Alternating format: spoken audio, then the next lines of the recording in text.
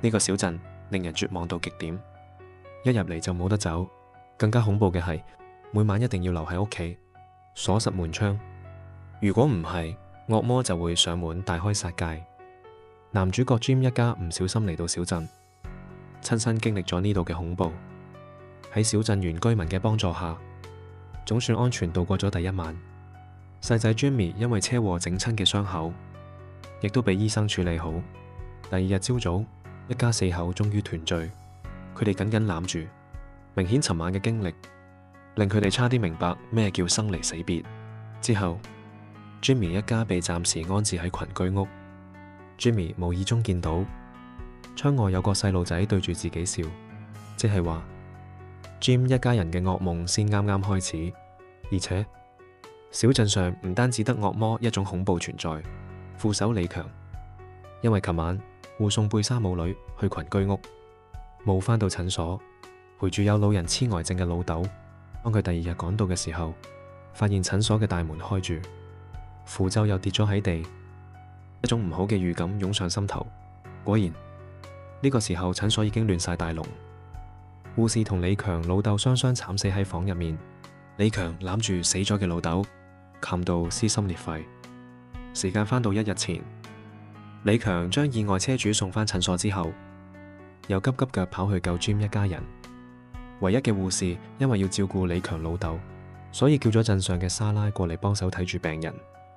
點知呢位女仔睇落清純可愛，實際上係個變態殺手，冇任何理由就殺咗車主。事後佢又表現得好後悔，同阿哥坦白晒，但係為咗隱瞞謀殺嘅事實，呢個女人做咗更加恐怖嘅事。當護士安頓好李強老豆之後，發現診所嘅大門俾人打開，面帶微笑嘅惡魔行咗入嚟。罪魁禍首莎拉呢個時候喺屋企，不停同阿哥懺悔，唔應該殺咗車主，唔應該打開診所嘅大門。有啲人惡毒起上嚟，真係比惡魔更可怕。悲憤嘅李強衝入樹林，準備為死去嘅老豆整一個佢最中意嘅象棋盤。警長勸佢睇開啲，但係而家嘅李強成腦都係怨恨。佢發現嗰班魔鬼殺人之前總係好淡定，因為佢哋知道大家可以去嘅地方好有限。好明顯，李強個心度開始有反抗魔鬼嘅念頭。呢啲話俾警長好大觸動。佢老婆都係慘死喺魔鬼手上，另一邊嘅 Jim 一家喺群居度，只可以瞓喺地鋪，環境真係同以前冇得比。好彩 Jim 性格樂觀，成日同個仔玩得好開心。不過小麗就有啲抗拒屋企嘅氣氛，反而同群居嗰班人幾 friend。之前喺車禍度受傷嘅食藥男傑克終於醒咗，跟住慣例，唐大嬸又同佢講起小鎮嘅恐怖之處，走唔甩，夜晚會有殺人怪物。但係傑克個性搞笑到爆，聽完之後覺得實係同佢一齊嚟嘅 friend 車主使大錢請旅遊公司整出嚟嘅惡作劇，咪就係現實版嘅密室逃脫咯。唐大嬸冇聲好氣咁望住傑克，大聲嗌住要出去揾線索，完成逃出小鎮嘅通關任務。喺佢眼中，小鎮上嘅所有人都係為自己服務嘅劇情人物，佢可以為所欲為做任何事。不過飯店老闆娘，亦即係華人李強嘅阿媽唔會縱容佢。要打尖，你唔准打尖啊！要排隊啊！就連喺飯店幫手嘅變態殺手莎拉都唔明咁望住眼前嘅傻仔。當日中午，神父揾上男主 Jim 一家，話小鎮嘅新來者必須參加選擇儀式，係打算住喺群居屋，定係選擇住喺小鎮上？因為一旦決定咗，就唔可以改。神父打算帶佢哋去鎮上行行，一路上佢都喺度講小鎮上嘅規矩，夜晚留喺屋企，掛上符咒，鎖好門窗。老婆被殺，好唔明鎮上出現咁恐怖嘅事，點解居民仲可以扮到若無其事？神父話，只要時間夠長，人類可以接受任何唔合理嘅存在，甚至當佢係生活嘅一部分。俾人殺咗，無意中見到個鐵皮屋，開口問呢個係做乜嘢嘅？神父話呢個係用嚟懲罰因為唔守規矩，搞到小鎮居民死嘅犯罪之人，要佢唔帶符咒喺裏面過一晚。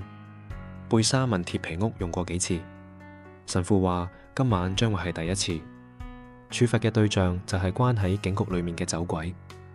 佢前晚因為飲醉酒冇返屋企，搞到老婆同仔女慘死喺惡魔手上。佢嘅行為觸犯咗警長制定嘅必須喺屋企過夜嘅規則，所以得接受呢項殘酷嘅懲罰。而家嘅走鬼成個腦都係後悔，佢以前唔係咁噶。警長知道接受刑罰嘅走鬼肯定過唔到今晚，於是開口問對方仲有乜嘢未了嘅心願。走鬼提出想去一個地方，佢同死咗嘅女經常喺呢度當台台，求警長可以將自己同妻兒撞埋一齊。呢個令後者心裏好唔係滋味，而走鬼空出嚟嘅屋有可能會成為 Jim 一家嘅新住處。不過神父同佢哋介紹完，前晚發生嘅時候被殺，有啲接受唔到。佢唔係排斥成屋都係血跡，而係對小鎮上面嘅規矩同做嘢方式好反感。老婆同個女啱啱俾惡魔殺死，而家又要男主人受同樣嘅待遇，點解冇人去怪真正嘅兇手？嗰啲可恨嘅惡魔。佢覺得小鎮居民嘅諗法太奇怪。金木琴晚喺房車入面近距離感受過惡魔嘅恐怖，而家佢哋唯一可以做嘅就係適應呢一度，唔係嘅話下場就會同走鬼一家一樣。聽完呢啲之後，貝莎好艱難咁點咗點頭，同樣感覺到小鎮腐敗嘅仲有警長史蒂文。佢去教堂揾神父，話自己冇辦法將走鬼關入鐵皮屋，估唔到對方並冇表現出半點神父應有嘅慈悲美德，反而鬧警長。呢個係你自己定嘅規則，目的就係為咗嚇其他居民。如果唔處罰走鬼，將會有更多人違反規則。警長徹底嬲咗，難道就應該眼白白睇住一個啱啱失去妻兒嘅人俾惡魔殺死咩？神父話為咗小鎮嘅安全，你只能咁做。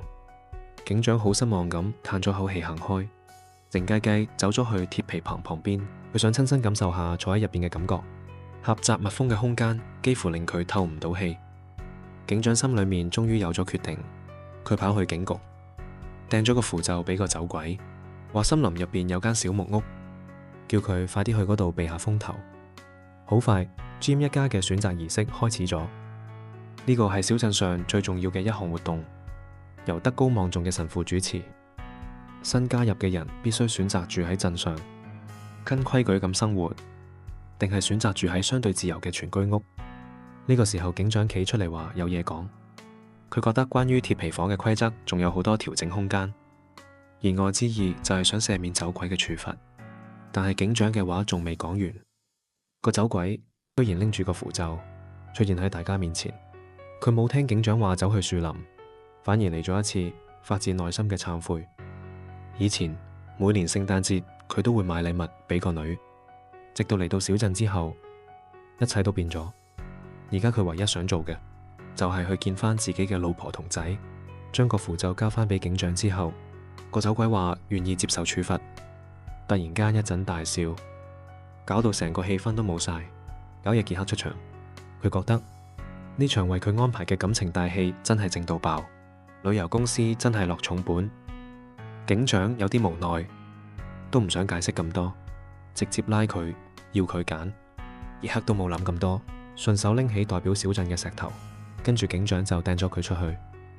輪到 Jim 一家揀啦，警長一個個問結果， Jim 老婆同細仔都揀住喺鎮上，大個女小莉就揀群居屋。阿媽急到話佢揀錯，但小莉自己就好堅決話冇錯。唐大嬸仲幫小莉打氣，現場即刻亂晒大龍。警長大入一聲鎮住場，開始安慰 Jim 兩公婆。你睇，我住喺鎮上，我個仔都住喺群居屋，佢會幫手睇住小莉噶。神父趁機拍板，太陽就快落山，選擇儀式完成，大家快啲返屋企啦。唔遠處嘅副警長李強為咗等傑克認清事實，同對方講佢嘅老友車主琴晚已經死喺惡魔手上。傑克覺得呢啲係咪分支劇情嚟？直到李強帶佢去睇老友嘅屍體，傑克完全崩潰咗。如果喺唔傷害小鎮居民嘅情況下，等佢一直活喺自己嘅任務世界入面，或者都未嘗唔係一件好事。傍晚時分，小鎮居民全部聚集喺鐵皮棚旁邊。警長打開門，喺所有人嘅目送下，走鬼慢慢行入鐵皮棚入面。警長將大門鎖實之後，望都冇望身旁嘅神父一眼，就直頭走咗。新嘅夜晚就嚟到，餐館又準時應門。金木夫婦同埋四仔搬咗入小鎮上嘅新屋，佢冇忘記呢度嘅規矩，唔好門窗。阿好符咒，傑克因為冇屋，暫時要借住喺副警長李強屋企。而家群居屋入面正搞緊個晚會，慶祝新成員小李加入。呢度明顯比小鎮更有生氣，可能小李嘅選擇冇錯。喺小鎮間屋度，孤零零嘅警長成日忍唔住伸個頭出嚟，想睇下鐵皮房入面個走鬼點。紅群居屋嘅熱鬧完全相反，走鬼喺呢個狹窄嘅空間入面係幾咁孤獨同無助。好快，出面有聲，走鬼望出去，兇殘到爆嘅惡魔嚟咗。多年嚟積落嘅恐懼，搞到呢個男人成身震，好絕望咁等緊惡運降臨。以上就係《夢魘決戰》第二期內容，亦即係第二集同第三集劇情。跟住落嚟，官方會每星期播一集。鍾意嘅朋友記住繼續追，我哋下期再見。